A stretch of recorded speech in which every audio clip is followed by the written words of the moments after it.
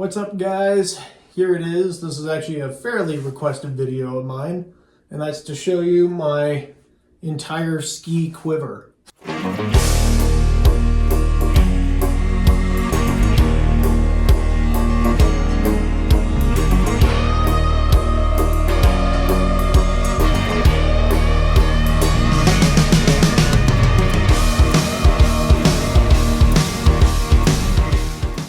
So yeah, I'm just going to talk you through all the skis that I own. I'll tell you about the ski and the binding. I won't tell you about the boots yet, especially my boot quiver, because I'm still working on that and tweaking things around. My big thing, right, has been kind of like this quiver of three deal.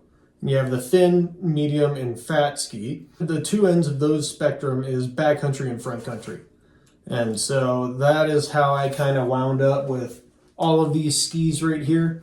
A lot of them I did not pay full price for. I got some sort of deal because I took advantage of like end of season sales and stuff like that. And many of these I also test skied before I bought them because that's just kind of a smart thing to do. Some of them I did just buy without really riding them because I knew my style and maybe I was going for more of features rather than the like performance of the ski, and that would be something more like a backcountry ski. I look more for kind of my two criteria there are kind of like lightweight and stiff, which is kind of like a winning combo in my mind. Whereas if I'm in bounds and I'm focused more on kind of like durability, dampness, and having kind of fun in the back in that world, then I'll do something a bit different. So my backcountry skis are about the same as my guiding skis, and my inbound skis are just for fun. There was also a time in my life where I was a ski patroller, and so some of these skis are like ski patrol skis versus just like having fun. But yeah, I just kind of wound up with this setup right here. I'm not going to keep this one forever, and there are a number of tweaks in the setup that I would like to do that I'll talk you through, but let's just move in. I have them roughly arranged from kind of like thinnest and shortest right there, all the way up to widest and fattest. But I'm just gonna like walk through all of them. All right, starting over here, Rossignol Experience 82 Ti. This ski I pretty much bought just for ski training and working on technique. And that's exactly what it's all about. It's very directional. It's thin, so this kind of like goes back to like ski instructor days. All the instructors ski on super thin skis because it helps you learn how to use edge to edge and the edges of the skis well. I also really like this tail, just flat and barely any rocker. So when I tip the ski on edge, that tail right there locks into the groove that's created by the tip, and then you can like arc through the turn rather than slarve through the turn, which is really good. This is definitely a ski that I would bring out on icy days. It has a full downhill binding, Marker Griffin 13. And yeah, so good icy day ski. And if I went to the East Coast, this is probably the only ski I would bring for that. But yeah, that's kind of what I bought it for. So far this season, I really haven't used it that much, maybe only one day, because kind of the mantra, this red one here, kind of took its place. But it's still in the quiver. I don't know, I may get rid of this. I really love how stiff it is though. So this is the lightest ski that I own. This is a BD Helio. Oh, sorry, and then measurements, right? That one was 168 length and 82 underfoot. This one's 88 underfoot and 170 length. If you put the two together, they may be a lot more different than like 2 centimeters though. It has a somewhat lightweight binding on it. This is a Dynafit Speed Radical, and I actually have this on a different ski, this one right here. But I'd say that this one's a bit more fully featured than I really want in a volcano binding. I'd rather have something a bit more pared down. The deal with this is I had this binding already, so I slapped it on this ski. But I think with my new like volcano ski boot, since I kind of have to switch up the heel piece anyway, I'm going to take this binding off and put on a more pared down lightweight binding somewhere around 200 grams or so. and then pair that with my really lightweight ski boot. So that's the one thing I don't like about this setup here, and what I would change, and I would just throw this binding away because it's really old. I bought it used, and it's definitely like after I got a brand new one, I kind of realized how old they were. As far as the ski goes, this is just, you know, lightweight ski. I think it's around 1,200 grams or so. These are made by Black Diamond. Traditionally, BD hasn't made like the best skis in the world, but I actually really like the Helio setup. So it's it actually does everything that I want of it. It's the same deal, totally directional, small amount of tip rocker, or sorry, tail rocker, small amount of tip rocker, thin, and then pretty stiff too. So lightweight and stiff, those are my two criteria for a backcountry ski.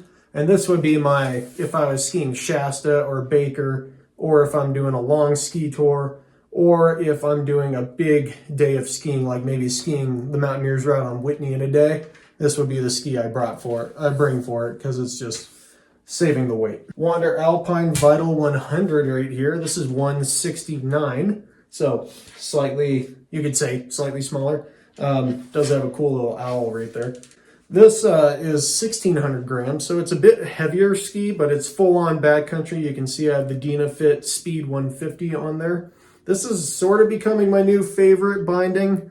I do like the adjustment plate right here, so I can slide the heel piece back and forth. You do have two heel lifters, this bottom piece right here, and then this thing. The one thing I don't like about it is how you have to reach down and turn the heel. So that's it in flat mode, and then you have to turn it to get to that low rise mode. And then if you wanted to use the high rise, you could turn it back into ski mode and then flip this thing over. But yeah, that's kind of the one thing I don't like about it. I don't like reaching down and turning with my hands, but it is something that I'm kind of starting to become okay with. This may be the binding that's on every one of my backcountry skis in the future. The tip clip right here I actually like a lot. I think it's pretty nice. It's really trimmed down. There's a place to put a leash here. And yeah, the toe piece is really great. The ski itself is also nice. I said this was 1,600 grams, so this is my heaviest backcountry ski, even though it's like one of my thinner ones. And this one's like variable conditions, or if it hasn't snowed in a while. So I bring this out quite a bit. I've probably used it at least 10 to 15 days this season. Actually, probably a little less, probably only like 10 days because I've been using the fatter skis more. But this is still a great ski. It would be nice if you were in like a couloir or something like that, and then you wanted to still have a bit more performance. And yeah, it's got a good trimmed down binding. It does have optional brakes put on it, but the way the brakes lock in, you have to use the first heel riser. So I didn't really like that too much, so I just took the brakes off. None of my backcountry skis actually have brakes on them right now. Good tail right here. The flex pattern is a little bit different. It's a little more flexy in the tip and the tail. But yeah, it's overall a pretty nice ski. All right, so going back from backcountry to downhill or alpine oriented, my M6 Mantra right here. I've used this in a number of other videos. And this is 177 length and 96 underfoot. And I have a pair, I have a marker F12 on here. This is a frame binding. So if I wanted to, I could do that, put my boot in, and I can actually tour uphill like this. I've never actually used this binding for touring. Overall, I put this binding on this ski because I had it at the time. And so in the future, maybe next season or depending on how this season goes, I would like to just take this alpine binding off and put on an actual, or take off the frame binding and put on an actual alpine binding, because it does sort of mess with the flex of the ski. It's not a super flexy ski, but just having that whole thing there, whereas on a more alpine setup, you tend to have a bit of space between the toe piece and the heel piece. And so that allows the ski to flex a little bit more. And then also you're closer to the base of the ski, so you have a better interface with the ski. Whereas this frame holds your boot off of the ski more, maybe like a centimeter or two, and that can affect performance. So overall, yeah, I would like to get a different binding for the ski, but I like the ski a lot. It's really fun. It's super directional.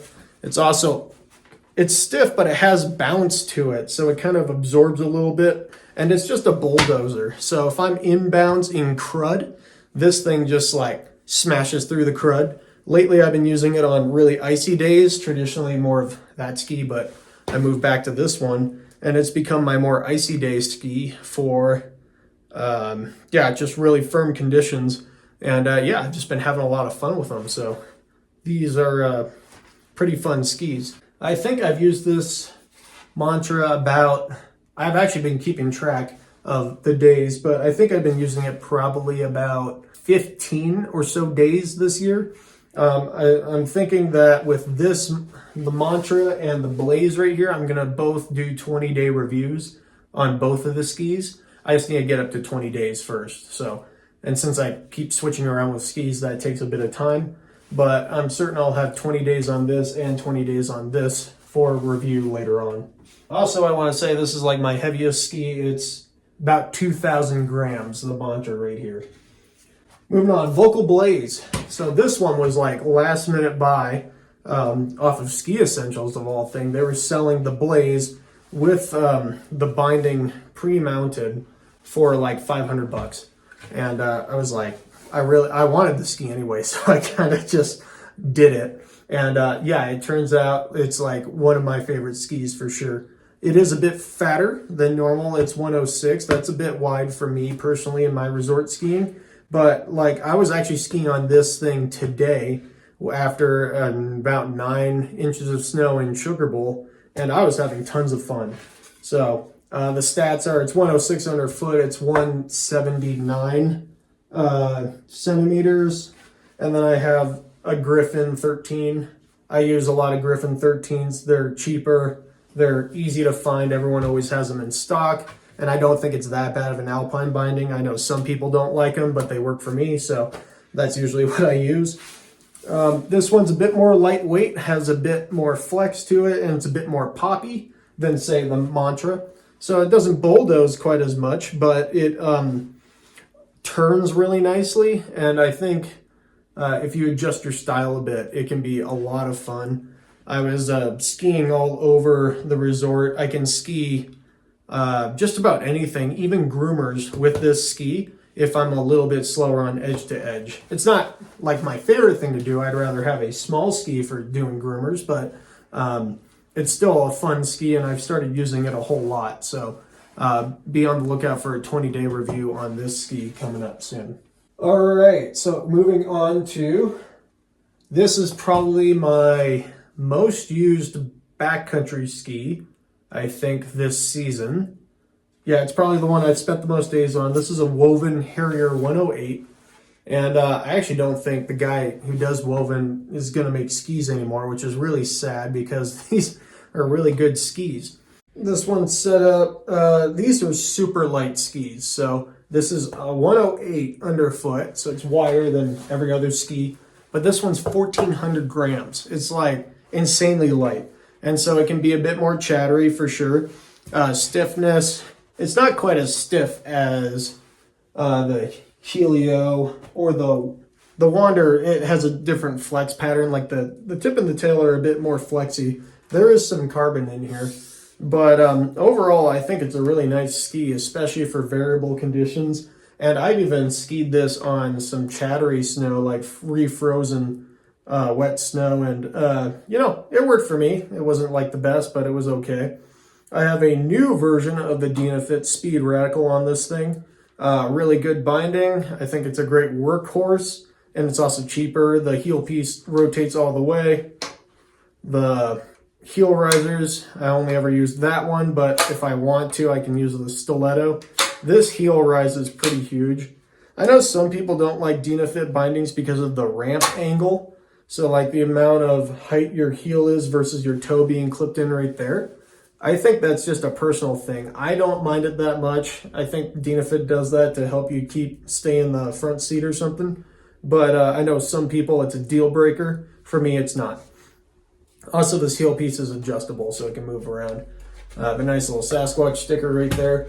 And then, other than that, there's not really much to say. You can see it's like totally directional right there. Not a lot of tail rocker. So I accidentally made the mistake of getting into really steep, like 35 to 40 degree bulletproof snow, and it could take an edge, and I skied in these skis. I locked my toe, but it actually, these skis, for the width they are and how light they were, they skied that terrain very well. So I'm very happy with how these things are. And this is probably the most common ski I pull out for a day of work. I think I probably have close to 20 days on this ski this season, just while working and then out on my own too. So here we go, K2 Mindbender 116. So this is a ski I bought for Ski Patrol for powder days. It was super cheap ski. I could use my employee discount to get the Marker Griffin binding right here. So this whole setup didn't really cost me that much. And I also never really use it. The stats are 116 underfoot and 179. Yeah, 179 in length.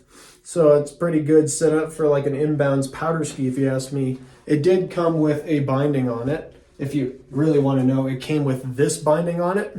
When I bought it from a buddy, I took that binding off, put it on that ski, and then I bought a really cheap, with my employee discount, a cheap Griffin 13 for this one. The idea with this was powder days working Ski Patrol.